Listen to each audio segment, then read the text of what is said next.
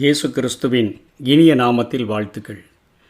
இந்த நாளிலும் ஆமோஸ் தீர்க்கதரிசியின் புஸ்தகம் 5வது அதிகாரம் முதல் 17 வசனங்களை ஒரு தலைப்பின் கீழும் மீதியுள்ள வசனங்களை நாளைய தினத்திலும் நாம் கற்றுக்கொள்ளலாம்.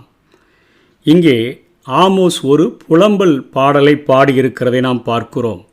இஸ்ரவேல் வம்சத்தாரை குறித்து அவர் ஒரு புலம்பலை பாடியிருக்கிறார். அழிவு வருகிறதற்கு முன்னமே அழிவு நடந்தது போல அந்த பாவத்தினுடைய நியாய தீர்ப்பை, தண்டனையை தரிசித்தவராக இந்த பாடலை பாடியிருக்கிறதை நாம் பார்க்க முடியும்.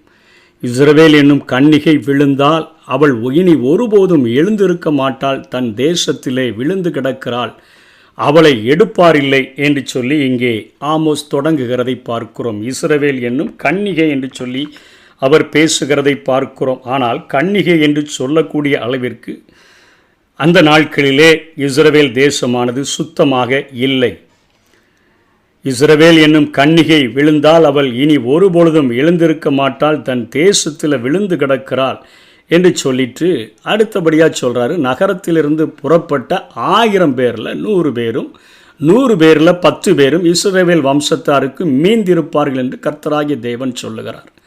அந்த ஆதங்கத்தில் தான் திரும்பவும் இங்கே ஆமோஸ் பேசுகிறார். மிகப்பெரிய அழிவு நியமிக்கப்பட்டு விட்டது. ஆனாலும் ஆண்டவர் 1000 பேரில் ஒரு 100 பேரையும் 100 பேரில் ஒரு 10 பேரையும் ஆண்டவர் காப்பாற்றுவார்.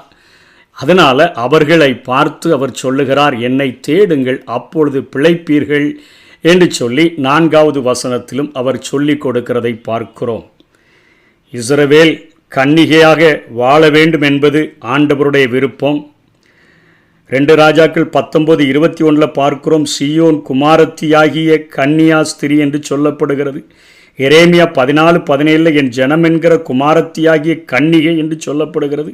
எரேமியா 18:13 பின்பகுதியில் மிகவும் திடுக்கிடத்தக்க காரியத்தை இஸ்ரவேல் என்னும் கன்னிகை செய்கிறாள் என்று சொல்லப்படுகிறது. அத்தனை கன்னிகையாக அழைக்கப்பட்ட இஸ்ரவேல் தேசமானது பாவம் மிகுந்த ஒரு தேசமாக மாறிவிட்டது. என்ற போதிலும் கூட அதிலேயும் கொஞ்ச பேரை நான் ஆண்டவர் எனக்கென்று தெரிந்து கொள்வேன் என்று சொன்னபடியினால் அந்த ஆதங்கத்தில் அவர்களை நோக்கி அவர் சொல்லுகிறார், கர்த்தரை தேடுங்கள் அப்பொழுது பிழைப்பீர்கள் என்று சொல்லி அங்கே ஆண்டவர் ஆமோஸ் மூலமாக பேசுகிறதை பார்க்கிறோம்.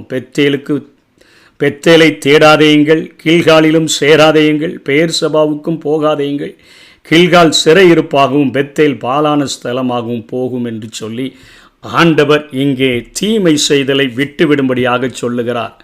பெத்தேல் அது ஒரு நினைவிடமாய் இருந்ததை தொழுகை ஸ்தலமாய் மாற்றிவிட்டீர்களே, கில்கால் நினைவிடமாய் இருந்ததை தொழுகை ஸ்தலமாய் மாற்றிவிட்டீர்களே, பெயர்சபா நினைவிடமாய் இருந்ததை தொழுகை ஸ்தலமாய் மாற்றிவிட்டீர்களே, கீழ்கால நான் என் சிறையிருப்பினுடைய காரியத்திற்கும் பெத்தேலை பெத்தாவேன் என்று சொல்லி ஓசியாவில் பார்த்தோம். அதே போல் பாவத்தின் வீடாக, தேவத்தினுடைய வீடை பாவத்தின் வீடாக நான் மாற்றுவேன் என்று சொல்லி இங்கே ஆண்டவர் இங்கே எச்சரிக்கிறதை பார்க்கிறோம். 6ஆம் வசனத்திலும் தொடர்ந்து சொல்லுகிறார், கர்த்தரை தேடுங்கள் அப்பொழுது பிழைப்பீர்கள், இல்லாவிட்டால் பெத்தேலில் இருக்கிற ஒருவராகிலும் அறிவிக்கப்படாத அக்கினி யோசேப்பின் வீட்டில் பற்றி அதை பட்சிக்கும். கோத்திரத்தின் நடுப்பகுதியில் யோசேப்பின் வீடு என்பது எப்ராஹிமை குறிக்கிறது. அங்கே இருந்து அக்கினி பட்சித்து போடும் என்று சொல்லி ஆண்டவர் இத்தகையாக அவர்களை எச்சரிக்கிறதை பார்க்கிறோம். அவர்கள் தீமை செய்தலை விட்டுவிடும்படியாக ஆண்டவர் பேசுகிறார். என்ன காரியம்?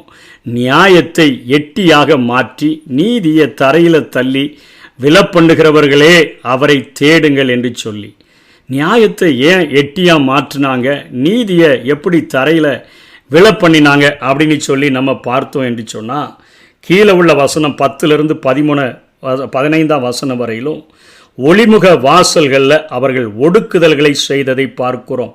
அந்த நாட்களில் நகர வாசல்கள் அல்லது ஒளிமுக வாசல்கள் அதிகாரத்தின் மையங்களாக திகழ்ந்தன. அங்கு நீதிமன்றத்தினுடைய செயல்பாடுகள், நடைபெறுகிற குற்றங்களை குறித்த விசாரணைகள், வாணிபங்கள் சம்பந்தமான காரியங்கள், பொது பரிமாற்றங்கள் எல்லாமே, அதாவது அதற்கு சம்பந்தமான விசாரணைகள் எல்லாம் நடக்கிற இடமாக அவர்கள் அந்த ஒளிமுக வாசல்களை, நகர வாசல்களை ஒரு நீதியின் ஸ்தலமாக, ஒரு நியாயத்தின் ஸ்தலமாக அவர்கள் வைத்திருந்தார்கள் ஆண்டவருடைய கட்டளையின்படி. இப்போ இஸ்ரவேலர்கள் நகர வாசல்களில் அக்கிரமங்களை அவர்கள் பெருக பண்ணிவிட்டார்கள். ஏழைகளை ஒடுக்குதல், பிறரை வஞ்சித்தல், பரிதானம் வாங்குதல், அநியாய தீர்ப்புகளை வழங்குதல், அதிகாரத்தை பயன்படுத்தி அனைத்து அராஜகங்களையும் செய்தல், இப்படிப்பட்ட காரியங்களை அவர்கள் செய்தபடியினால்தான் நியாயத்தை எட்டியாக மாற்றி நீதியை தரையில் விலப்பண்ணுகிறவர்களே அவரை தேடுங்கள் என்று சொல்லுகிறதை பார்க்கிறோம். அங்கு நீதியை குறித்து யாராவது கேள்வி எழுப்புனாங்கன்னா அவர்களை வெறுக்கிறவர்களாக காணப்பட்டார்கள். கண்டம் செய்தாங்கன்னு சொன்னால் அவர்களை பகைத்தார்கள் என்று வசனம் 10 பார்க்கிறோம். கடிந்து கொள்ளுகிறவனை அவர்கள் பகைத்து யதார்த்தமாய், அதாவது உண்மையாய் பேசுகிறவனை வெறுக்கிறார்கள் என்று இங்கே ஆமோஸ் மூலமாய் ஆண்டவர் குற்றம் சாட்டுகிறார். ஆகவே விவேகமுடையோருடைய வாய் அங்கே திறக்காது, மௌனமாய் இருக்க வேண்டிய கட்டாயத்துக்கு உள்ளாக்கப்பட்டனர். அவ்வளவாக அந்த காலமானது கெட்டு கிடந்தது என்று சொல்லி ஆமோஸ் பேசுகிறார். வசனம் 13 ஆகையால் புத்திமான் அந்த காலத்தில் மௌனமாக இருக்க வேண்டும். நீதி நியாயத்தை குறித்து பேசக்கூடாது, வாயை பொத்திட்டு தான் இருக்கணும். அந்த காலம் தீமையான காலம். எப்படின்னா இன்றைக்கெல்லாம் அவர் ஒன்றுமே ரொம்ப நியாயமான ஆள், லஞ்சமே வாங்க மாட்டார், எல்லாவற்றையும் சரியாக செய்து முடித்து விடுவார் என்று சொல்லுகிற நாட்கள் போய் அவர் கை நீட்டி காசு வாங்கிட்டார்னா எப்படி அந்த வேலையை செஞ்சு முடிச்சிருவார் அப்படின்னு சொல்லுகிற அளவிற்கு இன்றைக்கு நியாயத்தை எட்டியாக மாற்றி நீதியை தரையில் விலப்பண்ணி தள்ளி இருக்கிற இந்த நாட்களில் நம்ம வாழ்கிறோம். கை நீட்டி காசு வாங்கினா போதுங்க, அவர் நல்லா செஞ்சிருவார், நீ காசு வாங்காத வரைக்கும் தான் செய்ய மாட்டார் அப்படின்னு சொல்லுகிற அளவுக்கு லஞ்சம் மலிந்து போன காலத்தில் வாழ்கிறோம். புத்திமான்கள் அந்த காலத்தில் மௌனமாக இருக்க வேண்டும், யார்ட்டையும் போய் பேச முடியாது. தீமையான ஒரு காலத்தில் நாம் வாழ்கிறோம். அந்த ஆமோஸ் தீர்க்க தரிசனம் சொன்ன அந்த நாட்களை போலத்தான் இந்த நாட்கள் இருக்கிறது. வசனம் 11 அந்த ஒளிமுக வாசலில், அந்த நகர வாசலில் என்ன செய்கிறாங்க? தரித்திரரை மிதித்து அவன் கையில் தானியத்தை சுமையாய் அங்கே லஞ்சமாய் வாங்குகிறாங்க. அதிநிமித்தமாய் கிடைக்கிற வருமானத்தில் பொழிந்த கற்களினால் ஆன வீடு, நல்லா மொசைக்கில் வீடு கட்டுறாங்க. ஆனால் ஆண்டவர் சொல்கிறார், அதில் குடியிருக்க விடாமல் நான் பண்ணிடுவேன்னு சொல்கிறாரு. திராட்சை தோட்டங்களை நாட்டினார்கள். திராட்சை தோட்டத்தை நாட்டிட்டு அதில் உள்ள திராட்சை ரசத்தை குடிக்க முடியாத ஒரு சூழ்நிலையில் நான் அவர்களை வைத்து இன்றைக்கி எத்தனையோ லஞ்சம் வாங்கினவர்கள் ஒரு நேரம் சாப்பாட்டை கூட திருப்தியாக சாப்பிட முடியாத அளவிற்கு அத்தனை வியாதிகள் நிறைந்தவர்களாக வாழ்கிறார். என்னுடைய வாழ்க்கையில் ஒருவரை சந்தித்தேன், லஞ்சம் கேட்டு வற்புறுத்தினார், ஒரு பைசா கொடுக்கலை. ஆனால் அவர் 10 மணிலேருந்து 4 மணி வரை சாப்பிடலை, நானும் அதே டைம் வரையும் சாப்பிடலை. அவர் ஒரு இளநியை வாங்கி குடித்தா நான் தண்ணியை மட்டும் குடிச்சிட்டு உட்கார்ந்துருந்தேன். போகும்போது கேட்டார், என்னங்க சாப்பிட போகாதம்மா உங்கள் கம்பெனிக்காக இவ்வளவு நீங்கள் ஒரு காரியமாக செய்கிறீங்களே, உங்களுக்கு என்ன உங்கள் கம்பெனியில் சிலையாக வைக்க போகிறாங்க, லஞ்சம் கொடுத்துட்டு சைனை வாங்கிட்டு போக வேண்டியதானே கேட்டார். அவர் என்கிட்ட கேட்டார், சாப்பிடாமல் இவ்வளோ நேரம் இருக்கிறீங்களா? நான் கேட்டேன், நீங்கள் ஏன் சாப்பிடாமல் இவ்வளோ நேரம் இருந்தீங்க? அவர் சொன்னார், எனக்கு சுகர் இருக்குது, அது இருக்குது, இது இருக்குது, எதையும் சாப்பிட முடியாது, இளநியும் ஒரு பாக்கெட் பிஸ்கட்டும் தான் நான் சாப்பிட்றேன், வேறு எதையும் சாப்பிட. நான் சொன்னேன், கல்லை சாப்பிட்டா கூட எனக்கு ஜீரணமாகும். நான் அவரிடத்தில் பிரியமாக இருக்கிறபடினால், அவரை தேடுகிறபடினால் நான் பிழைக்க முடியும். நீங்கள் லஞ்சத்தை வாங்கி ஒரு நேரம் சாப்பாட்டை கூட இழந்து போய் இருக்கிறீர்களே என்று சொல்லி அவரை எச்சரித்துட்டு விட்டு வந்தேன்.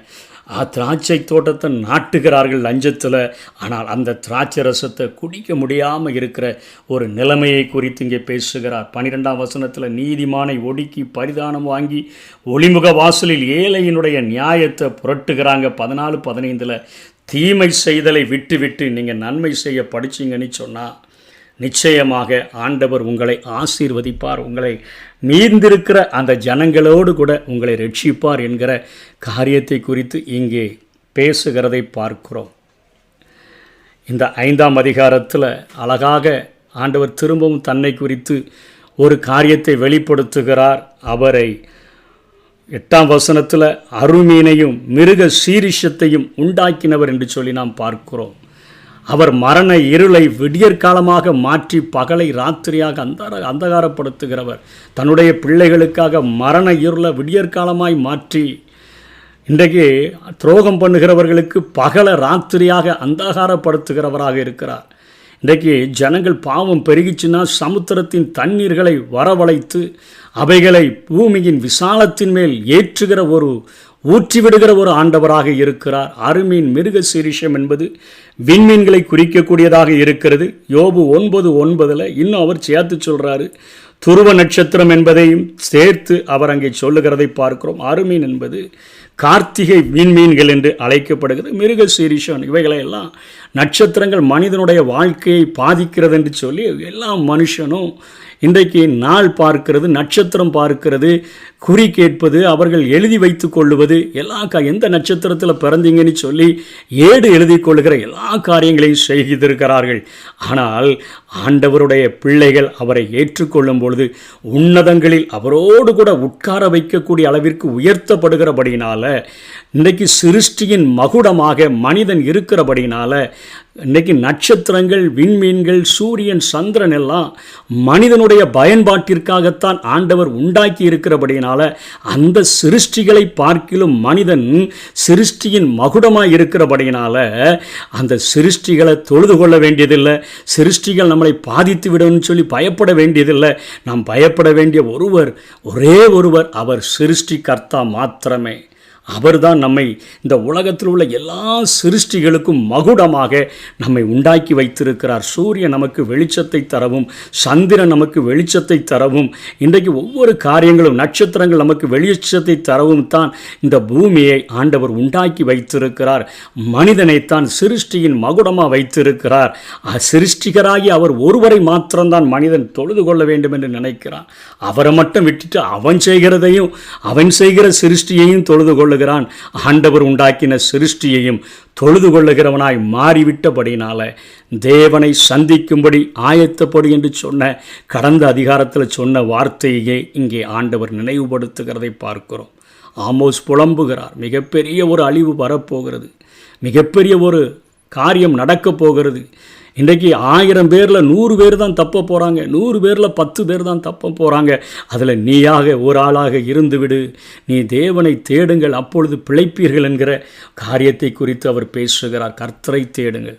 இன்றைக்கு இந்த உலகத்தில் ஆண்டவருடைய சமூகத்தில் ஜெபிக்கிறவர்களாக, வேத வசனத்தை தியானிக்கிறவர்களாக இருந்தால் மாத்திரமே இந்த தீமையான காலத்தில், இந்த கொடுமையான நாட்களில் நாம் பாதுகாக்கப்பட முடியும். தேவனுடைய சமூக பழக்கத்தை பெற்றவர்களாக, வேத வசன தியானங்களை அதிகமாக நாடுகிறவர்களாக நாம் இருந்தோம் என்று சொன்னால், காலம் எத்தனை கொடுமையானதாக, தீமையானதாக இருந்தாலும் கர்த்தருடைய பலத்த கரம் நம்மை பாதுகாக்கும். மீந்திருக்கிறவர்களுடைய பட்டியலில் நம்ம சேர்க்கப்படுவோம். கர்த்தர் தாமே நம்மை ஆசீர்வதிப்பாராக. கர்த்தரை தேடின நாட்களெல்லாம் காரியம் வாய்க்க செய்தாரே, எத்தனை நன்மைகளோ ஏசப்பா செய்தாரே. நான் கர்த்தரை தேடின நாட்களெல்லாம் காரியம் வாய்க்க செய்தாரே, எத்தனை நன்மைகளோ ஏசப்பா செய்தாரே.